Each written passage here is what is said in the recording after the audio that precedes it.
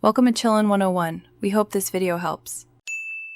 You will start by validating prerequisites and stopping active services. First, confirm your Ubuntu release so you pick the right packages.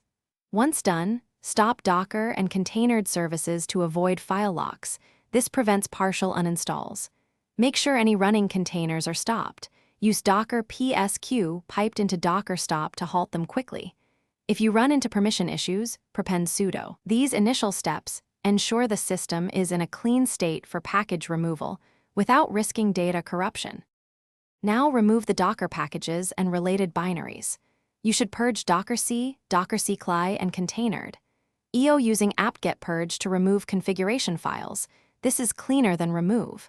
Once package removal finishes, run apt-get auto-remove with purge to clear orphan dependencies and free space.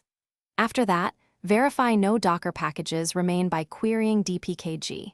If entries persist, repeat purge on package names shown. Make sure apt caches are updated afterwards, so you avoid installing stale packages. Finish by removing leftover data and configuration directories to reclaim disk space and prevent conflicts with future installs.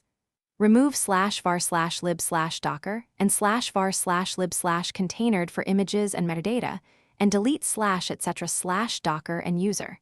Docker folders for config. Once done, reload systemd daemon and ensure no Docker units remain enabled. If something goes wrong, check journal.u docker for recent errors and systemtl status, containered to see active unit logs. These give clues about lingering processes or file locks preventing full cleanup. Thanks for watching. Consider subscribing if we helped you.